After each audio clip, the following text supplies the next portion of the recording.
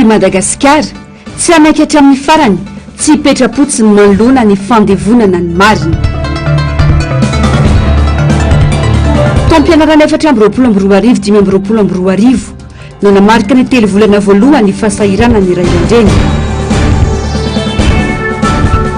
Fetin'ny krismasy mbola tsy miakatra ny sarandalana eny amin'ny Maki Andotapenaka.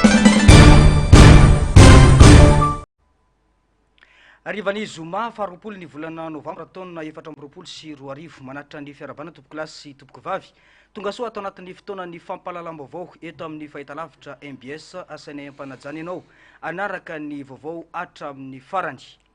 Io mpanatanteraka ao anatin'ny vaovao izay nisongadina androany manodidina ny tontolo ny fifidianana ny fampalalam-baovaontsika amin'izao ariva izao anambahiny ny sampana fampalalam-baovao amin'ity androany ity. Famelohan'izay ho arahantsika avy hatrany aloha ny zavatra nitranga teny anivo ny seny na ny voamera maleo tena misana ny fifidianana mahakasika indrindra ny famoahana ny vokatra vonjomaika ofisialy tamin'ity androany ity.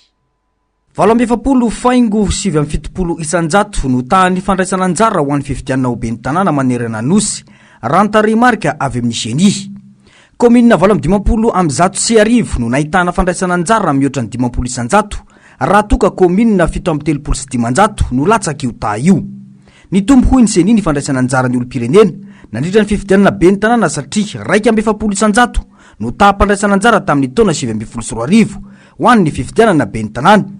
Isa zay tsy mahagaga raha nahitana fitombona satria ny arandrehetra nahita ny afanabotsinana mpifidy tamin'ny alalan'ny ordonnansa miisa 4 tamin'iny fifidianana natao ny 12 desambra iny.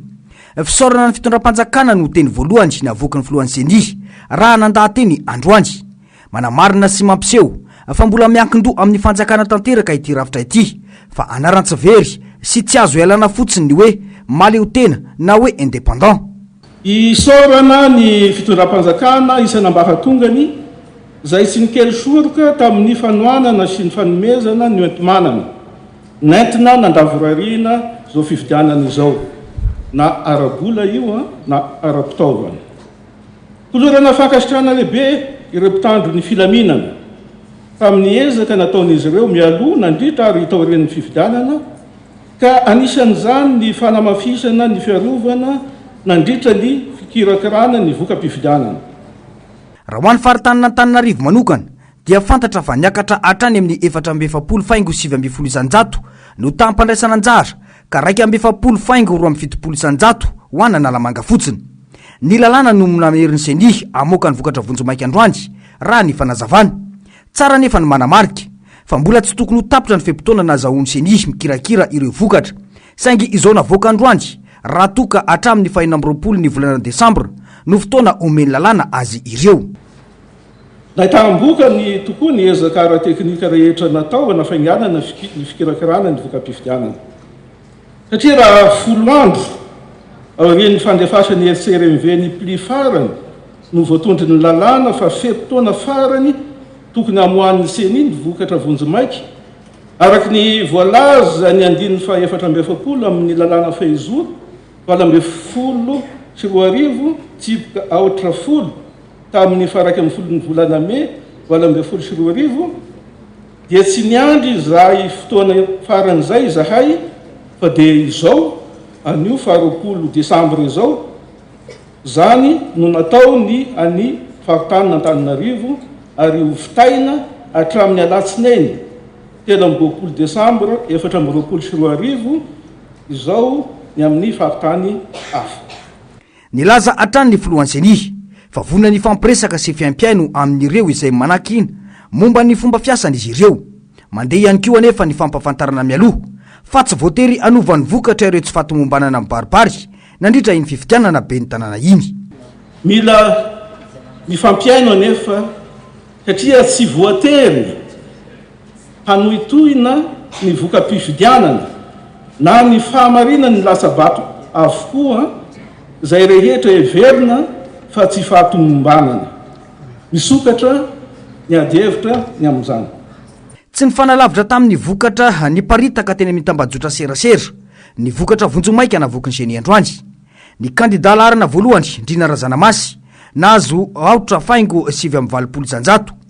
raiky amby folo faingo 7 sanjato no vato azo ny candidat larana faharoa Tahina Razafinjoely.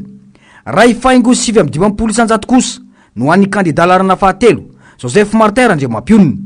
7 faingo 4 isanjato ho an'ny Ravalomanana Tojo candidat larana fahaefatra.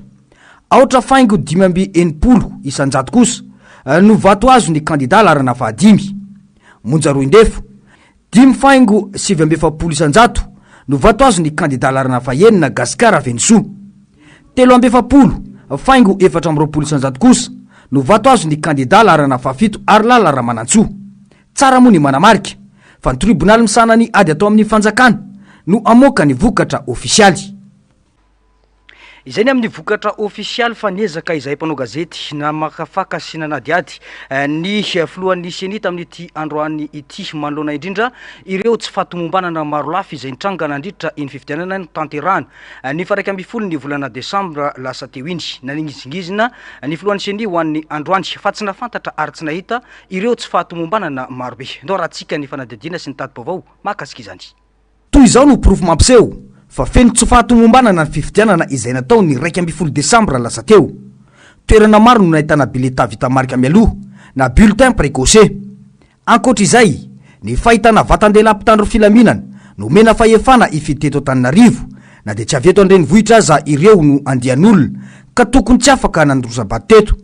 Nilaza nefa ny filohan'ny CENI androany manoloana ireny osoka mibaribary ireny fa tsy nahita ary tsy nafantatra ny fisian'izany nandritra iny fifidianana iny ny tenany. Miaramila manao izy hoe nisy ordonnance niparitaka PDP ao tamin'ny anarana miaramila maromaro tamin'ny fifidianana rehetra. Tsy mahafantatra an'izany ka le miaramila anie tsy fantatra raha misy miaramila ao anatina commune manatanteraka ny andraikitrany ao anatina commune dia tsy hitako ny antony tsy mahara-dalàna an'ilay izy fa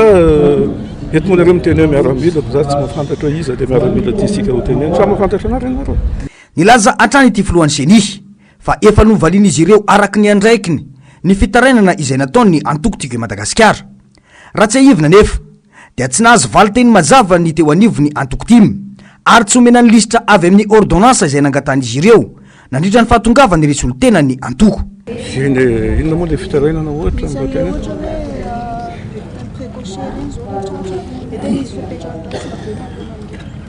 ny mahakasika ny tribunal moa zany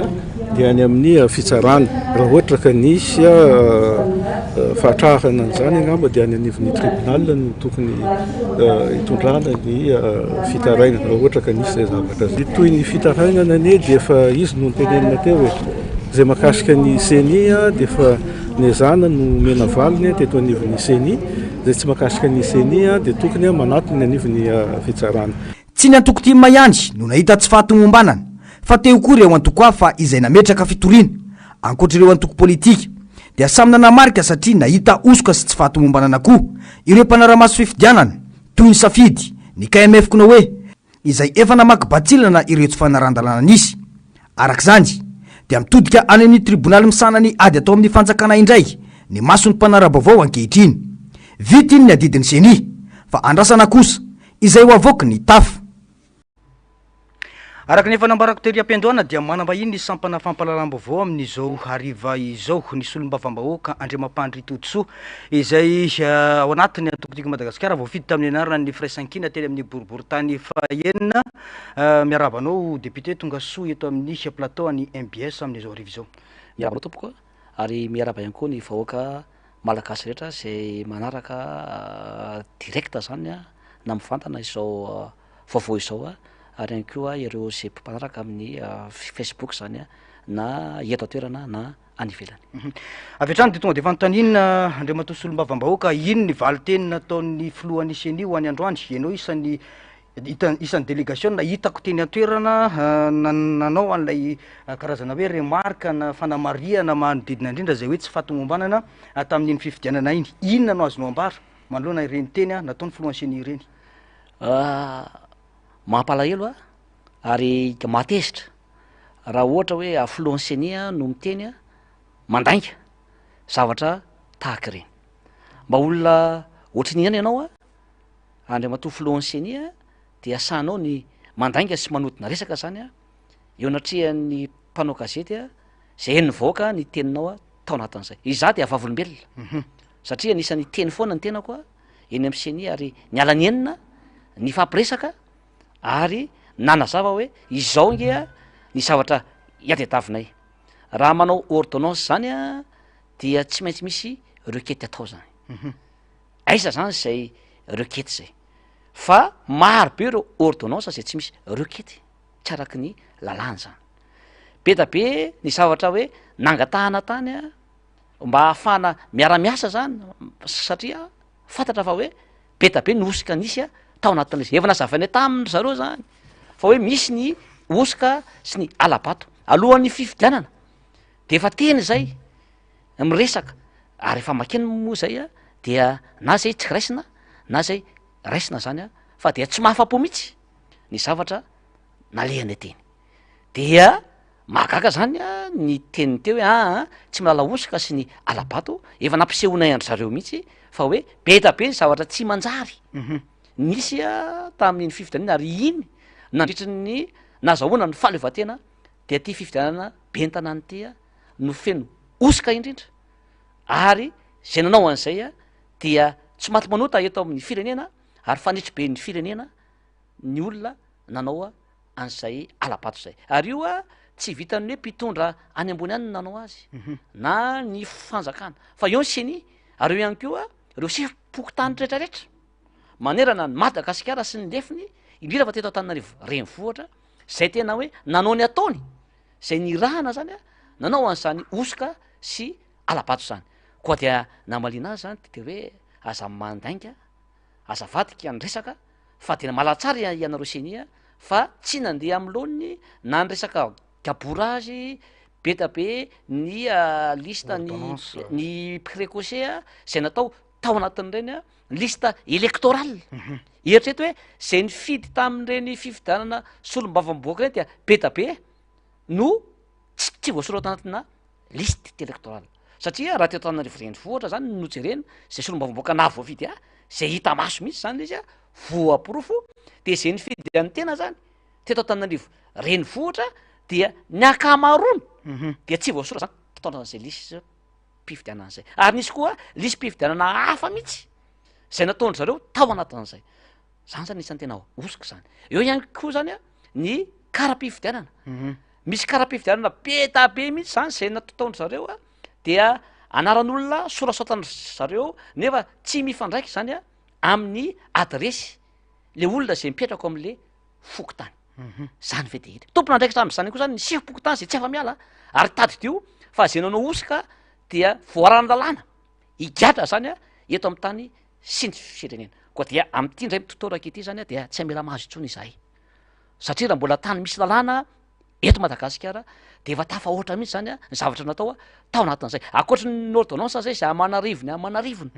zay natao teto Madagasikara indrindra fa teto Antananarivo renivohitra de io karam-pifidianana io zany zay natao ohatra hoe manana karapanondro zao zako de manana karapanondro de le ao anatina karam-pifidianana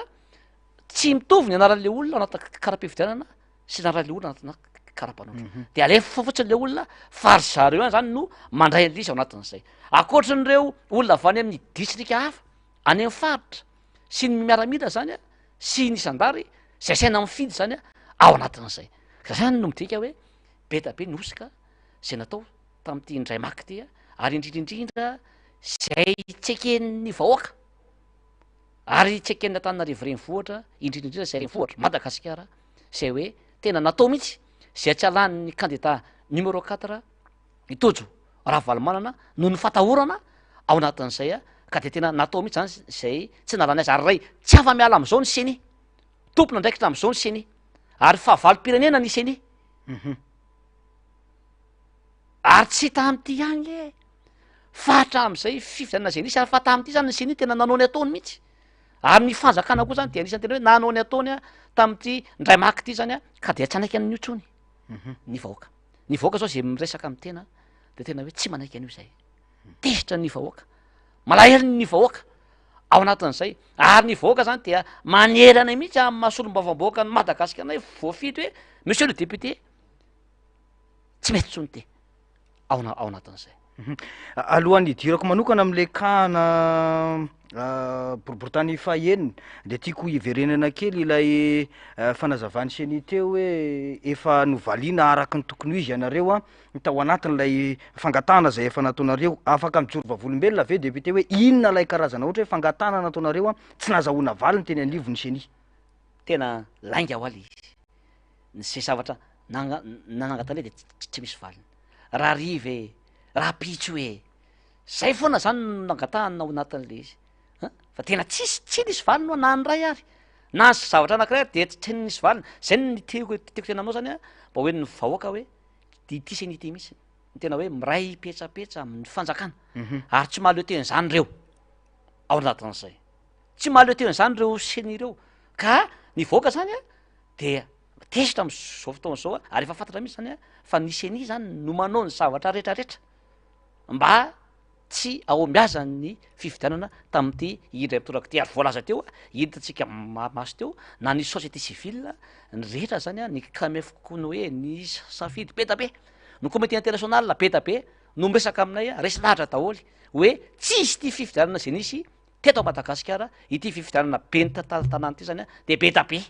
na mpiara-miobanitaka na iza na iza dia tsy anaiky an'zao zavatra zao a satria efa sangy mihoatry ny lo loatra ary efa voasoso loatra zany a ny zon'ny malagasy am'izao fotoana zao ary le izy tsy vitany hoe sady tsy omena ny zo fototra tsy omena ny rano tsy omena ny jiro ny vidim-piainana midangana ny asa tsy omena zany ao anatin'le izy fa de tena hoe le safidy ny vahoaka mihitsy zany nitsakitsahana eny atapondoha zany a izay safidy ny vahoaka zay zo zay zany a no navadika zany a ao anatin'izay ka de ahoana tsony zany a no anakenan'izao a tena hoe tsy mety le izy ary ty zany tena tiako hitodika amin'ny vahoaka Germain indrindra ny vahoaka sahirana zay naporisihana hoe ity ny vary raigony ny folklore zay nanaovana ika propagande zany ao anatin'le izy tsy mety nge reny hoe anaovanao propagande nefa tsy vola paosinao reny tsy vola ny filoha reny tsy volana prime ministre iny na solom-bavaboaka iny na ministre iny na chef-pokotany fa fanampiana avy ampamatsy vola iraisam-pireneny reny zay ny fidy no mitantana azy de tokony azo an'ireny daholy ny vahoaka malagasy rehetra isam-baravarana isa-tokantrano fa de terena le vahoaka tena serina hoe rehefa tsy fidy ianao am'izao de asehoan'ny eny izy dia tsy mahazo tsony ianareo de tsy mety tosika fameno varitsinjo tsy omena en'izao zany a ao anatin'le izy eritreto hoe le vahoaka efa milahatra aty ny firy ray andro roa andro be tabe naratra namony eny hitatsika amin'ny facebook sy ny anina kakamo zany de reny zany a no anaovana an'ireny le vahoaka madinika zany le vahoaka sahirana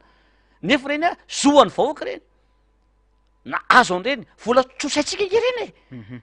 de ny apahana vahoaka politizena zany le izy a no omena n'le izy de zay tsy mifidy ianao a de atao an'izay a de sazina de tsy omena aitsako amin'ny fotoanany propagandy amin'ny efa na amin'ny fotoanan'le fifidianana iny mihitsy no tenenina le vahoaka misy oronam-peo any zay efa azonay hoe rehefa tsy mifidy nanareo a de efa tsy mahazo vary tsony a tsy mahazo miainaka tsony ao anatin'le izy ity zany de efa zava-doza ny zava-misy a am'izao fotoana zao a ka hoe hoe miantso ny vahoaka am'izay a hoe jerevo ny fiainanao efa tafahoatra loatra zao efa le maha olombelona mihitsy zany ny vohitsakitsaka am'izao fotoana zao a ka hoe de miankina amitsika vahoaka am'izay zany io hoe ho saijory fetsika hiaro ny fahamarinana hiaro ny safidy hiaro ny tanindrazantsika fa raha izamy manokana zany a dia vonina ijoro am'izao tsy fahamarinana zao a tena tokony anao sorona mihitsy sika na ho aninona ho aninona satria raha velantsika itoy zao a de tena hopotika ty fireneny ty ary ty fireneny ty firenentsika ty ary a dia voavidy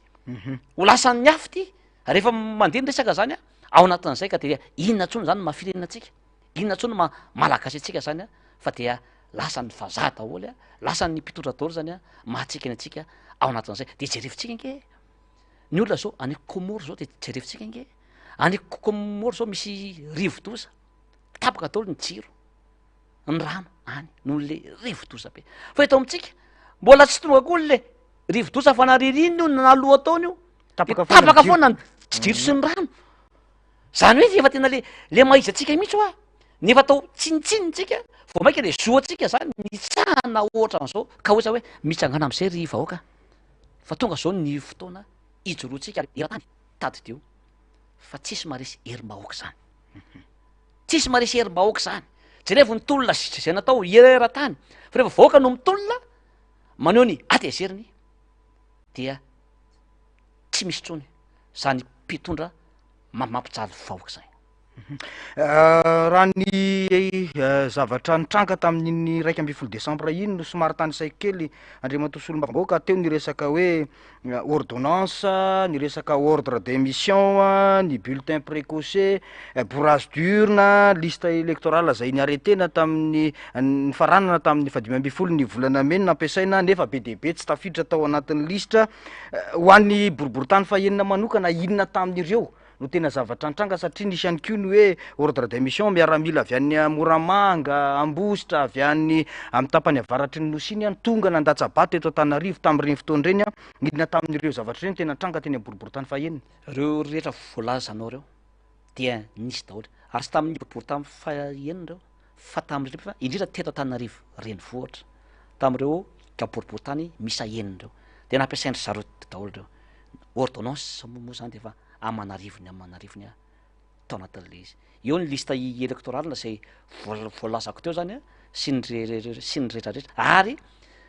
anisan'ny tena hoe tao amin'ny boriboritany fahinina ny tena anisan'ny natahorany zareo mihitsy satria mbola tsy resy zany ty manatima ny tim nitsanganany tim ary ny ekarao dia tena tsy skory tapitaka be foana zany eo de natahorany de tao mihitsy izy zany tena nanao ny zavatra tena mikimaky rehetrarehetra ary eo misy 31 gafoko tany Germain fa rehefa misy fifidianano mandresy foana reo 31 reo farafatsy raha misy resy raha ihany resy fa tam'ty ve efa isasaka tsy possible zany ary voakato moa ny fifidianana solombavam-bahoaka ekara lava be mihitsy nandresen'ny tim ny candidat zay milaza hoe candidat ampanjakana tao anatin'le izy nirmara ao anatin'le izy de ahoana no hoe iova tampoka teo zany le valiny le izy nefa efa bolana zany tsinona sy nataony afanjakana teo tsisy comportement na olona zany iova anatina 4 mois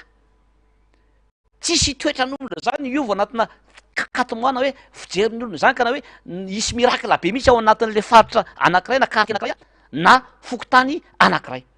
fa ahoana zany ao anatina 4 mois avy ianao de an'ny atsombadika zavatra firy degré ao anatin'zany zay zany midika hoe tena mangalatra izao fitondrano zao tsy vitany hoe mangalatra volamena ihany tsy vitany hoe manodikodina volam-panjakana ihany tsy vitany hoe manodikodina ny arena kikibony tany maro samihafa fa mbola mangala bato koa zany mangalatra ny safidin'ny olona zay eloka be vavy zany eo anatrehan'ny lalàna ka mity indray mitorakitika zany dia tsy anaiko tsony na ny mpanao politika io zay resaka taminay na ny société civile io na tsy anaiko tsony zany na reo mpitondra fiangonana zay maro be na ny association am'ty fa ijoro iaro n'zany safidy mibaoko zany iaro no faminana ary raha zao tsika no mbola angina mbola tsy teny mbola tsy aneo izany atezeran'ny vahoaka sy ny herim-babaoka zany de minoana anareo fa amy volana janoary de vao maika hopirany zavatra azony vahoaka satria efa voasoro anatina tetibolina mpanjakana zany hiakatra ny solika tsisy taux de croissance hiakatra zany eo vao maika aanta sy ho sahirana ny vahoaka malagasy ny firenetsika de eritreto ao anatina 5 taona zany tsika vao maika hopira lavitra noho zao nahazo ny vahoaka malagasy de zao zany raha mito de vao maika inany tsy fihinana eto ary ifampinana ny vahoaka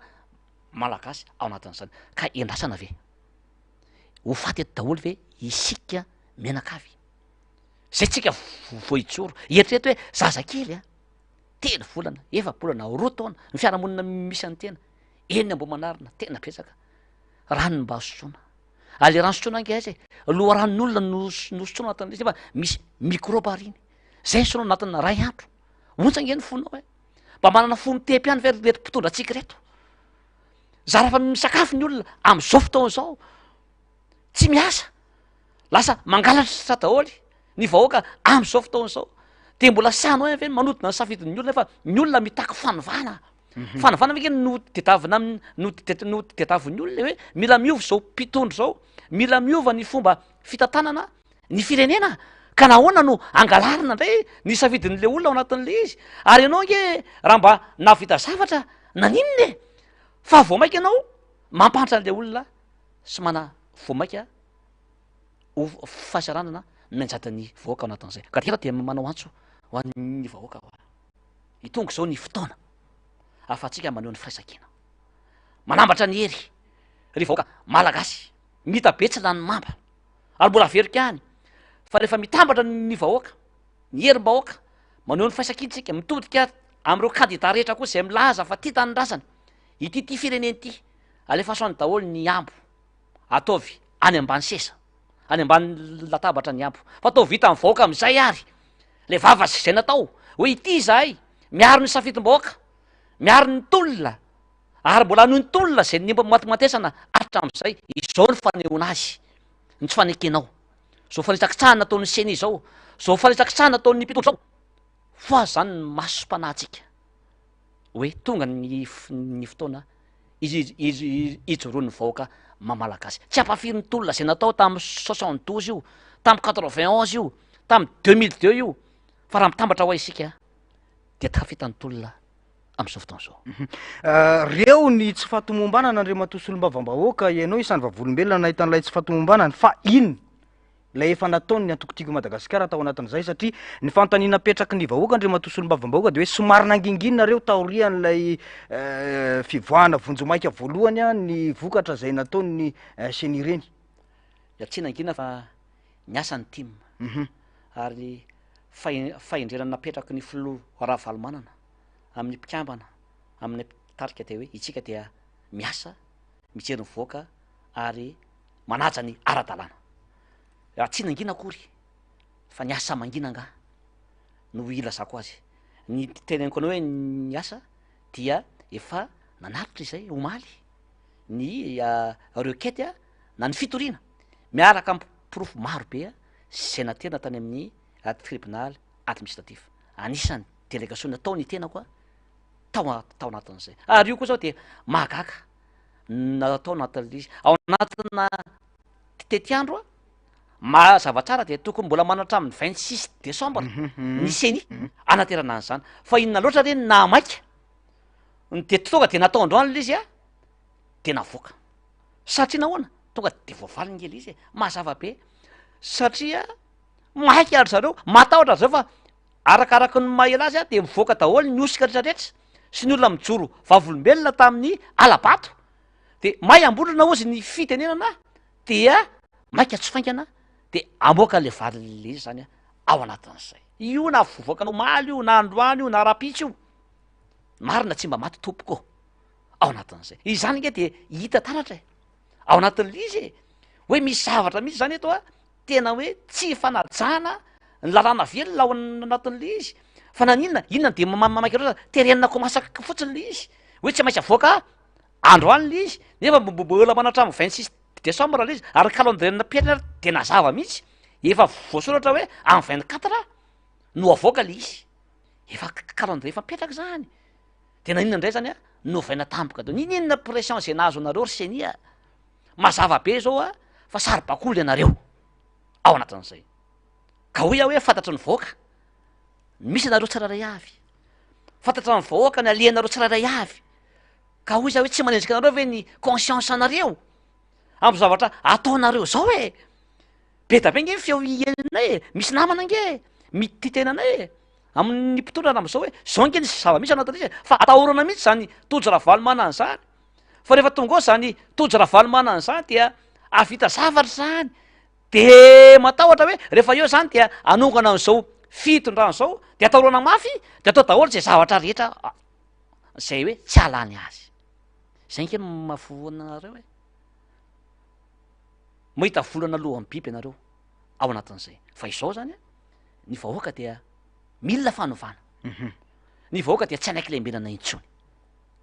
efa nisy reny niatsika zay natao tao anatin'le izy am'ty ndray mitontolo raiky ity a resao fandehan'ny sao germain fahitako ny fiarahamonina dia iroatra ny vahoaka tsy anaiky ny vahoaka ary de isaorana ireo mpitarika anatina vovonana firaisankina am'izao fotoana zao fa am'lasinainy ihany ry zareo dia ivory ijery hoe inona ny zavatra etapy manaraka nantamatsy anao teo hoe inona ny zavatra efa vita de teny konao zany hoe zao ny efa vita fa zao sady koa nefa ho atao anatin'le izy izy zay mpitaro anatiny vovonana firaisankina zany ao anatin'izay ny filora valomanana ny filosy teny rivotra koto vao i paraino krista i andriamatombaba zay ivory anatin'izay tsy ry zareo rery fa reo mpitarika politika maro isan-karazany zay anatevi-tadarana zany zay tsy manaiky izao fandehany vizotra ny fifidianana zao ao anatin'le izy marina fa vonjo maika iny navoaka ny seny iny fa eto Madagasikara nge zay avoakany seny ihany no avoakany tribunaly administratif azy eo hoe na navoakany ACC zay foana zava-misy ao anatin'le izy ka de manao antso avo zany ho an'ny tribunaly administratif ihany ko aho hoe mbola savy nareo ihany ko anaovan'zao zavatra hoe virgule fotsiny novaina de teo ihany no miverina ao anatin'le izy de manao antso avo androany hoe mbola tsy mipokany ny sarymbolany de tokony hitandriny isika amin'ny fanapaha-kevitra satria hain'ny fireneny tia hain'ny vahoaka malagasy nolalovinareo zay indrindra mantsy le saika ametrahako fanontaniana teo andriamatoa solombavam-bahoaka hoe mbola mahatoky ny fitsarana misanany ady amin'ny fanjakana venarena ny tafa moa zany satria raha somary tsy ahevo kely ny filohan'ny repoblika am'izao fotoana zao de nitondra nationalité vahiny nirotsaka ho fidina ho filoam-pirenena tamin'ny fifidianana farany teo nametraka fitoriana saingy nolaviny zany ary very-anjavony hatram'izao tsisy tohiny teo ihany ko ny filora valomanana marika no saika ho kandidany antokotiko Madagasikara saingy ny ezana no sakanana nametraka fitoriana ianareo fa saingy hoe mbola nilavina ihany ko zay zavatra zay rehetra zay mampametraka fanontaniana hoe mbola matoky ary manantena inona amin'ny fitsarana misanany ady amin'ny fanjakana ianareo antokotiko Madagasikara marina zany ary tena zava-misy ny filoha zay am'izao fotoana zao de efa tokony efa disqualifié nohon' zay fananany zay nationalité zay nefa reny ny zava-mitranga moa zay natonga ny avaty amin'ny faneorana tsy nilatsaka tao anatin'iny efa tisitra ny vovoaka tao anatin'ilay efa fantatra ihany keo fa tokony filora valomanana no atao ho bentana anatin'ny votra na fino-ny critère rehetra izy tao anatin'izay fa dia nataon'ny tribunaly administratif mihitsy zany zay baiko afan'ny ambony zay tsy nakandida azy mbola nilefitra ny vahoaka am'ty ndray mitoraka ity indray efa fampirina zay mahita ny vahoaka agnaby mieritreritra ry zareo hoe tsy miteny le vahoaka fa menimenina fotsiny amin'ny Facebook anaty bus any am-piasana de reo e menimenina fotsiny reo amin'ny herinandro 10 andro 15 andro de lamina indray de anao ny ataony misy fetra ny tompoko ary ny vahoaka malagasy de zay ny azy miaritra izy miari-pery izy miaritra izy fa amin'ny fotoana ray am'izay zay tsy apozinao ny zangatan'ireo vahoaka reo zay refa nitolona hatram'izay fa rehefa mitsangana reo tsy voatohana tsony ao anatin'izay ka zany mitenanao an'izay mpampianatra hitam-pandinika raha politika sy ny fiarahamonina sy fizotra ny toekarena sy ny sosialy hoe raha zao no mitohy de isipoana ara-tsosialy io ary tsy ho zakany firenetsika zany tsy ho zakany mpitondra zany ka dinidika izao raha mbola manaraka n'io valina nataon'ny seny io ny tribunaly administratif raha mbola tsy miova ny zay comportement ny mpitondra zay ka iziriziry am'izao zavatra izao dia manamafy aho nefa iza moa nazo atombotsoa ao anatin'izay iza ny firentsika ny kipotika ny vahoaka nefa tsy maintsy raha tiatsika niaro ny tanindrazantsika raha tiatsika niaro ny firenetsika de tsy maintsy mijoro isika ho an'tolona izy zay natao mbo fanovana satria mahantra loatra le vahoaka mahantra le firenena ary zao volonandro iainatsika zao nge misy fofopofony ara-politika erako zao tontolo zao hoe jerefy tany Syrie zao e voanginy misy rivotra mitsoka ange io e lasa aty Afrika izy zao ary eto Madagasikara no mety etomboany zany raha tsy mitandrana ny famindra izao mpitondro zao ka mbola mananatra eto miteny marina fa zoky ny mpitondra ara taona anatin'le izy fa de hoy za hoe firena ikamanany ty tompoko fa mba dinio ihany fa misy fetrany ny zavatra rehetra ary ny marina tsy mba maty fa rehefa mijoro marina ianao a dia tsy maintsy ampian'andriamanitra am'izay zavatra ataonao satria mitsinjo ny marina ny tompo mitsinjo ny vahoaka madinika izy ka hoy aho hoe sola anenenana ny zavatra tahaka izao ka de manao antso avo ah ho an'ireo manam-pahaizana ho an'ireo mpanao politika maro ny société civile mitondra fiangonana amin'ny vahoaka rehetra tsy akanavaka ho an'ireo candidat tamin'itya fifidianana be ny tanàna sy mpanolotsainy te andao tamambatra ny hery mijery atsika ny vahoaka hoe iza no sa hiaro tokoa ny tanindrazana hiaro ny marina mijery atsika ny vahoaka ho atsika solombavamboaka rehetrarehetra amasolombavam-boaka na time io na iromaro io na indépendant io amasolom-bavamboaka atsika de tsika nge no miteny mararo ny vahoaka e tokony ijoro daholo ny solombavamboaka am'izao iteniny tsy marina ny alabato zay natao izay zao tamin'ny maly tao amin'ny tribunaly administratif misy député iromaro ange tao e ary tsy tao tananariva fa ny faritra maro e nahita daholo zany hoe nisy alabato misy député indépendant ao anatin'le izy samy nahita daholo zany zao sy nahatsapa hoe tsy nandeha am'izay lôny ity fifidianana be ny tanàna sy ny mpanolotsainy ty ary izay de manana pirofo zany ao anatin'izay ka itenanao hoe ina zany nydingana manaraka amy latsinainy de ivory reo ray aman-dreny afa ty amin'ny fanoerana zany a anambatra ny hery de ho hitatsika ny toena ao anatin'le izy a fa de averiko any amin'ny vahoaka koa zany ny zavatra rehetra hoe ny vahoaka ny tompo ny fahefana vahoaka ny maso mandidy eto amin'ity fireneny ty a ka rehefa vahoaka ny sa vonina de andao zany ao anatin'izay a fa izaha manokana ny solombaboaka namana ny mpitarika politika de efa ela ny voniny ijoro amin'ny marina sy ijoro amin'ny fahamarinana sy hiaro ity tanindrazantsika malalatsika ty navoakandrano vokatra ofisialy efa nampoizinareo zany vonjo maika vonjo maika vokatra vonjo maika efa nampoizinareo ve iny efa fantatra ange fa hoe alatra e ao anatin'le izy efa naotaon'zao izy raha mijery nge tsika ny bureau de vote sy ny valiny ao amin'ny QG zay nanany team mandresy be da be tsika nanangalatra ry zareo anatin'le izy e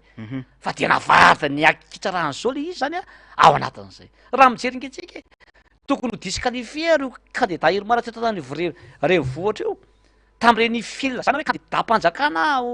izao eo ny gouverneur ao anatin'le izy andodotsika anao an'zao anao an'zao reny fitaovam-panjakana zay nampiasainy reny volam-bahoaka zay nampiasaina sy ny vola mpamatsy vola zay nampiasainy reny vary zay nampiasainy reny fa tsy anao akory reny efa disqualifie nge izy am'zany e ao anatin'zany ny filoha zay nanao ny propagande mihitsy nameny reny vary reny ao anatina propagande fotoana amin'ny propagande nefa anatin'ny lalàna velona eto amin'ny tany sy ny firenena de tokony tsy hanoritra zavatra mihitsy ny filoam-pirenena fa ho an'ny malagasy rehetrarehetra izy a tokony tsy anoana candidat mihitsy ny filoha zany ary tokony tsy hitokana zava-pety mihitsy zany ny filoha zany ao anatina propagande efa zay sy zava-mitranga rehefa tsy vita vavy zany efa raisina hitsoratra efa ao anatina fitoriana zay napetrakay daholy zay zavatra voalazako zay na momba ny ordonnance io na momba ny tsy fetezany lista électoral io na fisian'ny bourrage na urne io na misy an'ireny miaramila sy ny zandary sy rehefa nifidy sy ny zavatra rehetra tsy mety olona miverina intelo ny efatra anana bureau de vote hafa eraka taninarivo reny efa voasoratra daholo zany a ary misy pirofo sy sary sy témoin daholo zany a ary ny vady tany a no nanamarina an'zany a ao anatin'izay ka ahoana moa nao tsy joro manana pirofo ianao manana ny mariny ianao nahita maso ianao ka ahoana moa mbola anaiky lembenana ihany am'zao zava-mitranga zao rehefa tontolo tsy mivoakana am'izao tompoko ny vahoaka malagasy a de maty osatra zay indrindra amaranako azy angamba ndray matoa solombavamboaka hoe inona ny antoka omenareo antokotiko Madagasikara fa tena tombotsombahoaka no itolomana ao anatin'ity zavatra mitranga ty a inona ihany ko no mazava-dehibe hoe ny vahoaka no mijoro a malona ny ty tsirariny sy ny osoka sy ny alabato ity zay indrindra tombotsoam-pirenena no ijoroana aro an'ny malagasy rehetrarehetra ho an'ny hoavintsika ho an'ny tantarantsika no ijoroantsika raha mahita antsika zany filora valy zany efa filoham-pirenena firy taona zany PDG-na orinasa tena natanjaka zany maisy azy zany tsy tokony indrisy tsony ny asa saina amy zava-misy eto Madagasikara na ho an'ny vahoaka fa marariny eny hoe tena tsy tokony zao le firenetsika zay mahatonga anazy ijoro hoe tsy mety kosa ty efa sangy mihoatra ny loha ty fa tena hoe tsy araky nanapozana azy ny fantrano ny vahoaka eto Madagasikara jereo nke tamin'izy nitondra 85 tsika ao anatin'le izy amin'ny firenena 198 safiny soso tsika amin'ny farany indrindra raha ialoha amin'ny farany ao anatin'le izy zay revo nitoekaretsika tamin'izy nitondra na ny sakafo na ny fambolena na ny fiompiana ny adana daholo ny olona ny lalana ao anatin'le izy de marariny eny de mijoro izy hoe tsy mety kosa ty ao anatin'izay de ohatra zay koa izay mpitarika izay solom-bavo fambahoaka nasa azy miteny aminao zao efa solom-baboaka ange zao nyteny manana asa manokana koa tena koatran'izany fa hoe marariny ianao am'le vahoaka mahantra le firenena potehana le firenena raha mbola zao no mitoy vao maika zany tsika de tena hoe ahantra sy fahadiranofana sy tena hoe ritra ny alina kibony tantsika ary tsy manana anjara tsony ny zanakitsika eto am'ty fireneny ty zay ninge no isanganany hoe tsy mety tsony ty ho an'ny vahoaka tombontsoan'ny vahoaka zany nitolomana sy nijoroana zay nitaksika zany fanovana sy ny fahamarinana zany eto amin'ny tany sy ny firenena koa dia hoy aho hoe atsipy ny teny apo malala zany ao anatin'izay hoe tokony andinika ny mpitondra am'izao fotoana farany am'izao ora farany atonga avy ny krismasy sy ny farany taona zao mba tokony anovana ny fo anovana ny fanahy anovana ny famindra anovana ny fijery hoe efa teo ngenareo efa teo ngenareo efa azonareo nge le toerany le voninahitra fa tsy naomby ngenina nareo tao anatin'izany inona mbola izirizirina angalanam-bata ao anatin'le izy tsony efa nahazo tombotsoby ngenina nareo teo de mbola ampijina any fely le vahoaka aloha rangaho anjaka ny fahamarinana ilaina ny fifampiasa toerana alohan'ny olona zay ny antefan'ny safidim-bahoaka nitondra ny tanàna Antananarivo hitondra ny tanàna eto Madagasikara sy ireo mpanolontsaina itsika samitsika eny keny eto de ifanaikitra ve tsika ifamono zany ve no tediavinareo tediavinareo potehana ve leo vahoaka de mezan'ny afrikana tsika raha mbola zao zany tsy zava-mitranga ary mamenatra le izy hoe Comore ve lasa lohatsika Seychelles ve lasa lohatsika ao anatin'izany tsy anaiky an'izany kosa za tody soadre mampandro manao ka de tsy anaiky ary ijoro iaro reo vahoaka reo na foetra amin'ny aiko ary dia iady ho an'ny vahoaka sy ny tanindrazako ary mitovy an'izay daholy reo tim reo faisakiny reo olona mpitarika atsika reo ry vahoaka tsy amadika anao reo tsy amadika ny tolonyreo fa de iady ho anao iady ho an'ny vahoaka iady ho an'ny tandrazantsika zay tokoa atsipy ny tady atandroko ny omby atsipy ny teny any am-pony malala miandry zany tsika ny toromarika satria hoe araka ny fanambarateo de ny alatsinainy ho avy izao no ifamory ireo mpitarika ao anatin'ny atokotiko Madagasikara sy ny firaisankina zany manoloana indrindra zao toe-draraha misy eto amin'ny firenetsika izao ny toromarika zany no sisandrasana fa dia mankasitraka anao Andriamatoa sy olombavambahoaka nanaiky ny fanasana manoloana indrindra izao toe-draraha pirenetsika izao eny tompoko dia misaotra indrindra ary maniry soa ny vahoaka malagasy aho ary reo dia manararaotra hoe mirary fety sambatra ho atsika ataoko hoe sambatra ihany satria fantatra fa mafy ny fiainana zara fa mihinaka anytsika fa de hoy za hoe mirary krismasy feno hafaliana eo ambany fitahiny tompo ho an'ny vahoaka malagasy rehetra ny tenako ary mirary mba tratra ny zay farany taona sy ny voalohany taona zay mba ho taona hitondra fanovana ho atsika sy ny fandraisana ho atsika vahoaka fa rehefa mino tsika rehefa miray intsika de tady teo fa tsy maintsy voaseratsika ny tendrombohatra misaotra tompoko ya makasitraka Andriamatoa sy olombavambahoaka raha somary fitinina ny fampiresana zay natao teo dia tsy manaiky ny voka-pifidianana vonjomaika zay navoaka androany ny antokotiky Madagasikara ary isy ny fivorina zay ho atao ny alatsinainy ho avy izao andiniana manokana ny paikady ho apetraka amin'izay fiatrehana sy fiatrehana ny zavamisy atao firenentsika izay fitakina ihany koa ny fahamarinana ho an'ny fifidianana ben'ny tanàna zay natrehantsika ny 1 Desambra teo indry samy miandry ny tomarika zany isika rehetra fa ao anatin'izany indrindra dia naneho hevitra malonandry izay vokatra izay indrindra ny teo anivony antokotiky Madagasikara androandry nanamafy izy ireo fa tsy anaiky hatramin'ny farany ivokatra zay natao iny tamin'ny alalan'ny sekretera général ny antokotiky Madagasikara moa no nisiny izay fanambarana izay namafisin'izy ireo ihany koa fa tsy maintsy ho avoaka ny marina mahakasika ity voka-pifidianana sy ny tontolo ny fifidianana ben'ny tanàna zay nitanterana ny 1 Desambra teo arao ny fanadidiny solotena no nalefan'ireo maso ivovahiny monina sy miasa eto amintsika teny amin'ny seny nandritra ny famoahana tamin'ny fomba ofisialy ny vokatra vonjomaika ho an'ny fifidianana ben'ny tanàna sy mpanolotsaina midika zavatra maro izany hoy ireo mpandinika raharam-pirenena fa tsy azo adika fotsiny hoe raha tokantrano ny malagasy tsy tonga niatrika ity fotoana ity ihany koa ny avy amin'ny antokotiky Madagasikara sy ny kandida izay natolotry ny antoko fanehoana fa tsy makasitraka ny vokatra izay navoaka izany hoy ny sekretera général ny antoko izay nanamafy fa manohitra inzotra-pifidianana iny ny antoko voamaly ihany koa no nametraka fitoriana momba ireo tsy fahatomombanana ny antoko timy saingy ny arahandrehetra nahita ny fihetsika naseho ny seny ho tsy miraharay izany fa navoaka androany ny vokatra vonjomaika miariary ny fitany lanseny tamin'ny fifidianana iny ka tsy ekena ny vokatra vonjomaika navoaka ny androany hoy ny sekretera général ny antoko timy kanefa moa navoaka androany ny voka-pifidianana dia tsy mahagaga raha reny no vokatra ny voka atao fa fanamafisana reny fanamafisana ny zavatra efa natao amin'ny senia ny loha ny fifidianana satria matoa ny senia zany ny sisika nanao ambiletra nampiasa n'iny lisym-pifidianana iny zay tsy ara-dalàna mihitsy satria ahoana moa no eritrereto any sainao hoe roa andro mialoha amin'ny fifidianana ianao vao mahalala hoe misy 45 000 ny olona vaovao hifidy ao amin'ny circonscription ilatsahanao hovidiana raha nataminarivo zany dikan'izany na dia nanao ny fanakanana rehetra ary zay hoe tsy ara-dalàna io andao ho resahana ny lisym-pifidianana andao diovina zay azo diovina aloha mialohan'ny fifidianana kanefa tsy niaino ny seny tsy nisy zavatra na iray ary avy aty amin'ny fanoherana avy aty amin'ny tim mba sosikevitra ka mba noenon'ny seny na mitanterahan'ny seny tsotra sy mazava ny zavatra andrasany antokotima amin'ny tribonaly misanany ady atao amin'ny fanjakana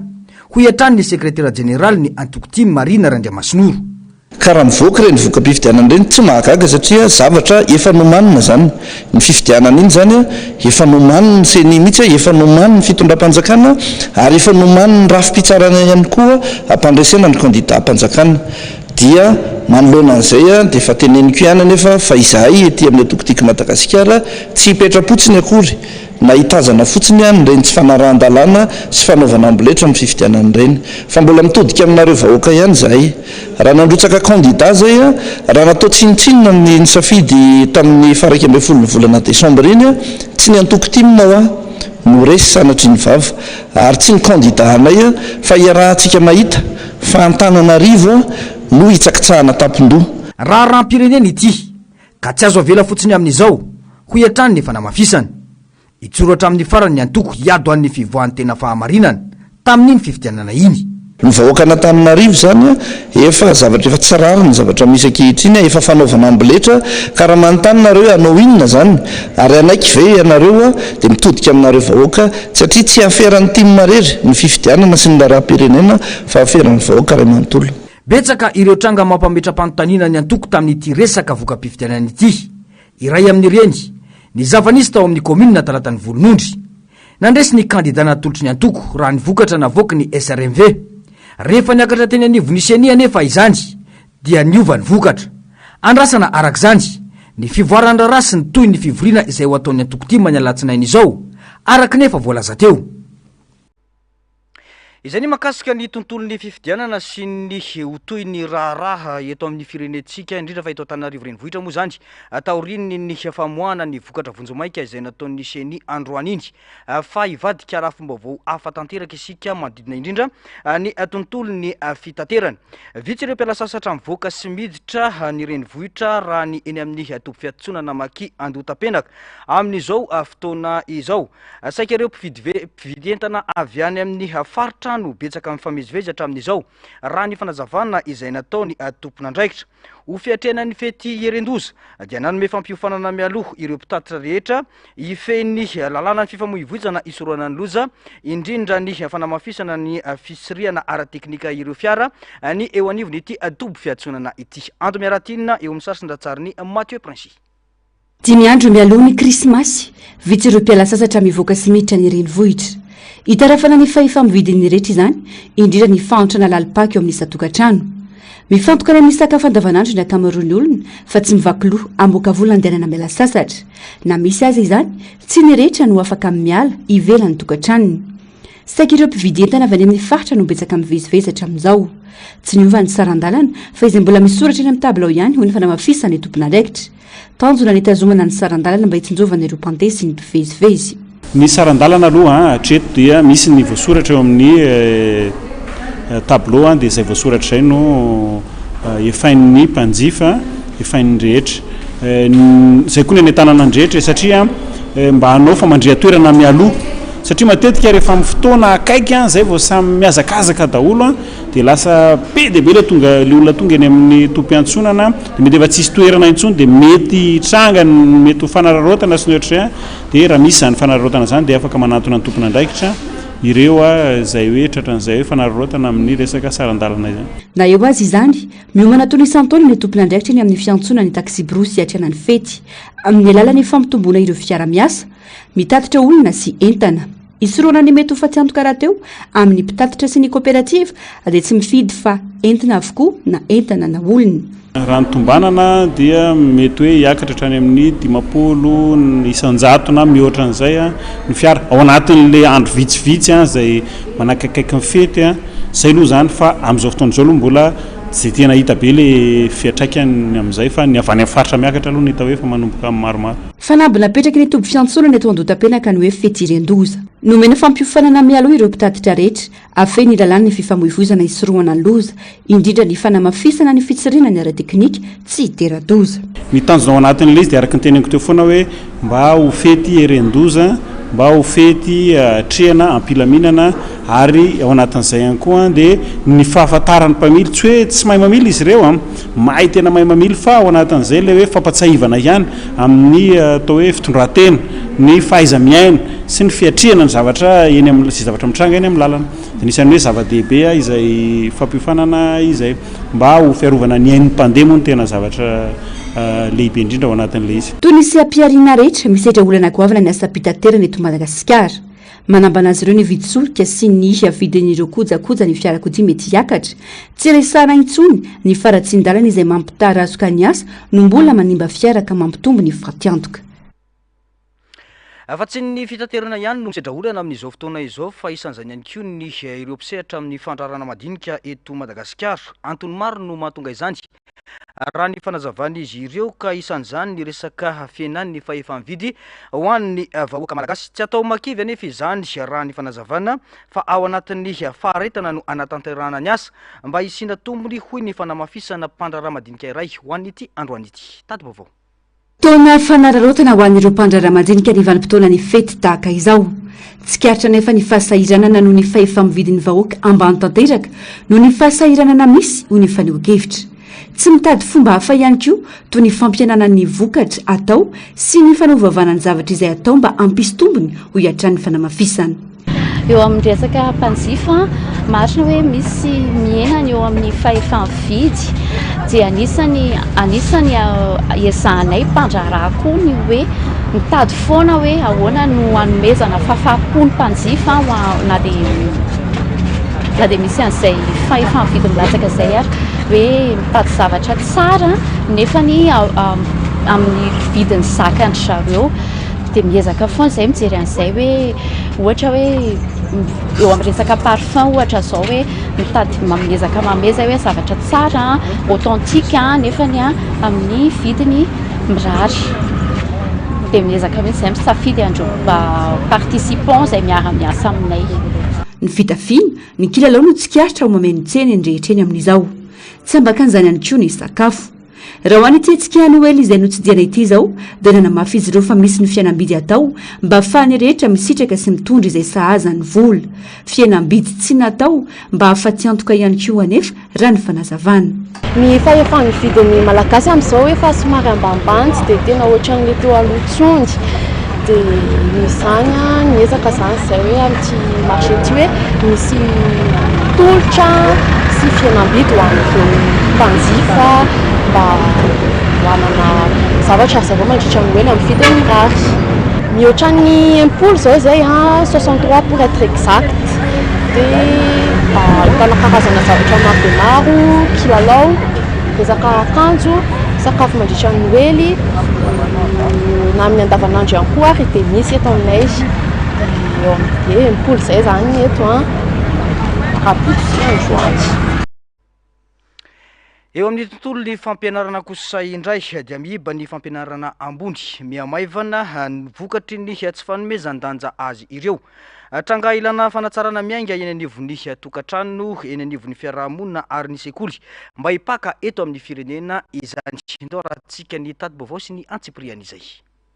Miraviravin-tanana ny ankamaroany tanora malagasy ankehitriny tsy afa manoatra tsy afaka manohy ny ambaratonga ambony intsony noho nakabeazany na betsaka aza no maniry izany avokatry ny fahasahiranana sy fahantrana lalina. Miiba ny fampianarana ambony miamaivana hatrany vokatry ny tsy fanomezan-danja azy. Ny anton'izay mahatonga izay zavatra izay dia raha malala ao aloha ny fahatrana fa ao ihany koa ny tsy fanomezana lanja ny fampianarana indrindra fa fampianarana ambony amin'izao fotoana izao. Tena hita mihitsy fa tena maivana dia maivana ny fiheverana azy dia mampalahelo izay ary izay antony mahatonga ny sekoly ambony ambaratonga ambony miforona maro be na dia tsy manana ny laitra kefa tokony ilaina raha hoe ampita mpianatra amin'izany sehatra sy niveau zany. Manao izay ho afany ihany ny sekoly na eo hoe ireo toe-javatra manahirana raha tokony hijanona na amin'ny fampitana fahaizana sy fahalalana ny anjaran'ny sekoly ambaratonga ambony dia tsy maintsy manamafy ny fitaizana mahaolona izy ireo vokatry ny fivoarana ankehitriny mba tsy onona amin'ny fahazoana diploma fotsiny ireo tanora volavolaina fa tena hifantoka amin'ny fahaizana sitrakefa ny mpianatra. Fa tokony isy bebe koa ny hiezaka bebe koa ny sekoly ao amin'ilay tao hoe fenitra tena hoe ny hoana moa fiteny izany valeur ny ankizy mihitsy zany no hijerena sy hitsarana azy ankizy fa tsy misy mihitsy no hoe sanatria hoe tonga eo dia ahazo diplôma fotsiny amina ipony na hoe sanatria hoe satria maleo tena dia andavam-bola fa tena mifikotra mihitsy izay amin'ilay lalarana amin'ny laram-pamehana ny fahaizana sy ny fahalalana ary indrindra koa fanabeazana izay tsy vita intsony ny ray aman-dreny izay na dia hoe tsy tokony ho andraikitry ny sekoly ambony intsony ary fa fampitana fahalalana sy mifahaizana ny tokony ataony. Olana goavana eto Madagasikara ny famaroan'ny sekoly ambony tsy miankina na tsy manana ny fahazon-dalana manatanteraka izany aza vokany azo ambara hoy ny tompony andraikitry ny sekoly ambony iray fa ambany raha mita amin'ny diplôma any ivelany ny mari-pahaizana lisansa avy eto Madagasikara ohatra. Ny lisansa zao eto Madagasikara tena ambany dia ambany tena ambany mihitsy ny évaluation any ampitany ezahana araka izay tratra misy hoe mba hananany le ankizy zany an'ilay valeur tadiavina eran-tany fa tsy monina fotsiny hoe eto tanyrazana dia rehefa tafita eto dia vita. Miainga fotony ny fanarenana izany hoe isa tokantrano amin'ny alalan'ny fampiakarana ny fari-pahaizan'ny malagasy indrindra ny fanamafisana ny fahaiza-manao ny mpampianatra ampiakarana avy ny letan'ny fampianarana ambony eto Madagasikara. Ny fanatsarana dia mazava ho azy aloha dia eo amin'ny lafiny mpampianatra zany aloha dia ny fampirosena ny mpampianatra zany aloha koa ary dia eo koa ihany zany ny conseil omena ny ankizy foana zany dia ohatrohatran'izay aloha zany tena zava-dehibe ary ny fiainana ny fari-piainana zany tokony mba hoe io ndray zany aloha lafiny eny amin'ny nivon'ny firenena mihitsy zay anlevin'ny firenena zay. Mpianatra 520 amin'zato no nahazo diplôme DTS, licence ary master androany ho an'ity sekoly ambody sy miankina ity. Samy manana ny safidy ny mpianatra tsirairay saingy tovizany rehetra hevitra ny fanatsarana ny zava-misy ato amin'ny firenena raha tsy laza fa tsy ny lalàna sy ny fifandraisana amin'ny any ivelany. Carrière en vie sachéako zany dia ny anaoko tsara dia za am'izao licence zany hoe mbola master toa zany zay vao afaka miditra concours na magistrat. Efa manjaka ankehitriny ny kolokolo tsy fanarahan-dalàna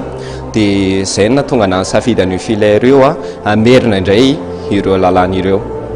Fahitako anazy zao satria hoe tanora dia ny tanora amin'izao mifandray be na resaka hoe réseaux sociaux na hoe any dia manana ohatrany hoe fijery manokana kokoa zany ny tanora dia mba tsy mitovy amin'ny taloha zany mifandray amin'ny taloha ihany fa misy afaka hoe innovation zany raha tiako tenena hoe afaka hoentinay en tant que tanora. Raha manao filière diplomatie zao dia resaka surtout hoe relation internationale, donc resaka hoe diplomate, ambassadeur na resaka entreprise koa resaka relation internationale ankapobeny zany.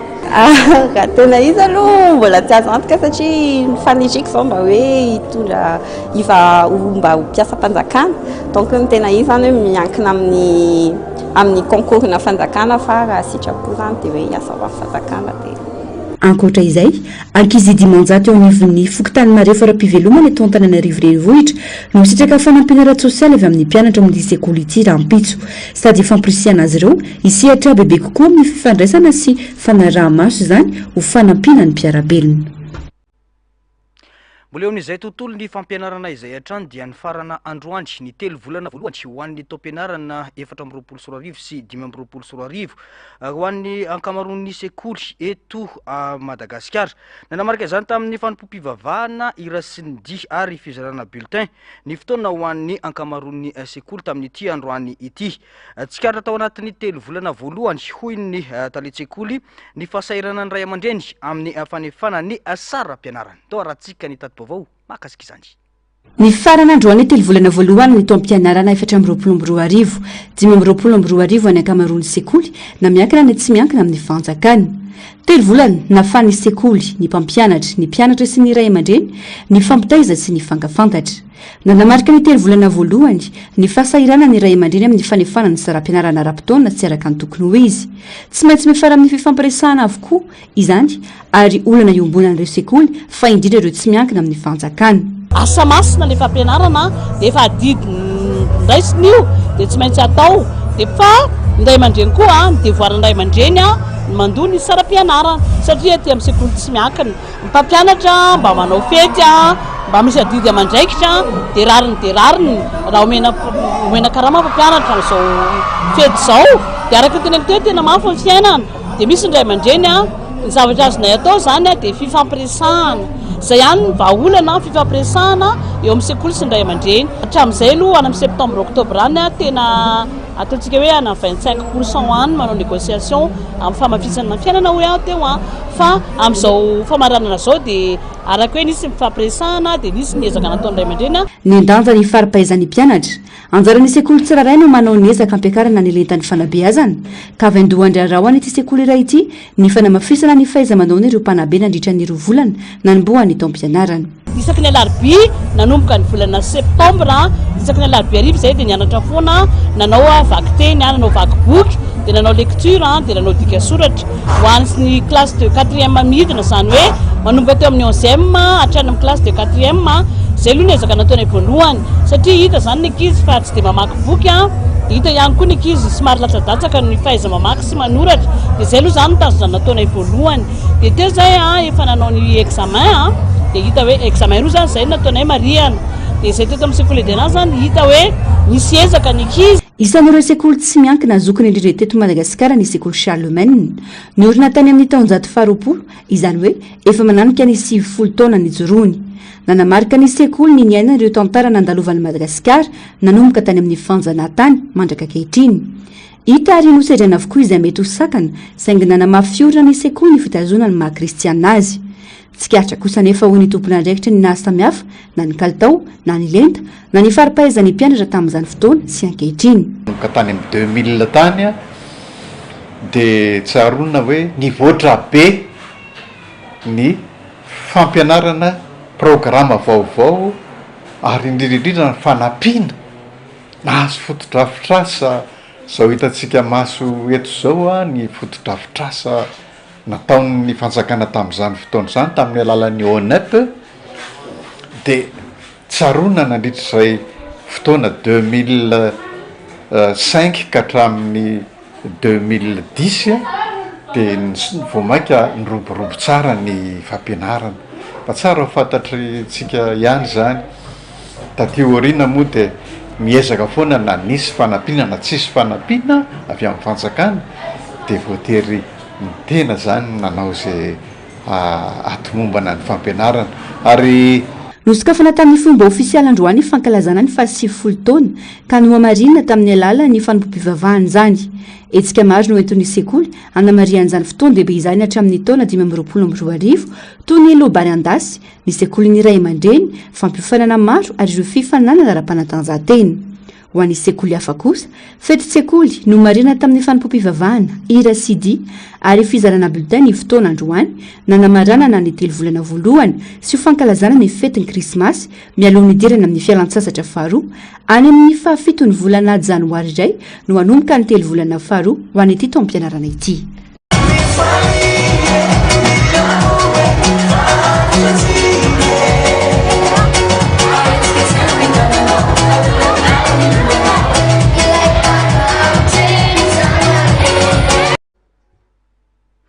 eo amin'ny maresaka iraisam-pirenena kosa dia olona iray no maty ary farafahakely ny 120 no naratra vokatry ny potipotika balafomanga tao keva io maraina io voakasika tamin'izany ihany koa ny maso ivo ny Portugal rany fampitam-baovao ndo rahantsika ny tatim-baovao ny trangana fipohana mahery vaika tao Kiev Ukraine androany zoma vao mangiran-dratsy betsaka ny fahavoazana teraka izany na ara-tsivily na ara-positrafitra ho an'ireo mponina tao amin'ny faritra maro tao an-toerana toy ny tao Olosiv, Solomianski, Shevchinski ary nisy Ukraine na renivohitra fipohana mafy no nanaitra ny maro vokatry ny potipotika balafomanga na lefa ny Rosiana raha ny vaovao maintrano may ihany koa ny fiara simba ny fantsona lehibe fanafanana na irony nantsona hoe principal de chauffage irony tao amin'ny faritry Olosiv hoy ny bentanàna ny Kiev Vitali Klitschko araka ny vaovao farany olona iray no maty ary farafakely 20 naratra voakasika ihany koa no masivony Portugal tao an-toerana tapitra ny fampalalam-baovao antsika tompoko lasy sy tompoko vavy mankasitraka anao nanaraka izany ny hatramin'ny farany isorana ireo teknisiana nampita ny sary sy ny feo tamintsika tsiraray avy tany mametraka ny soava tsara veloma tompoko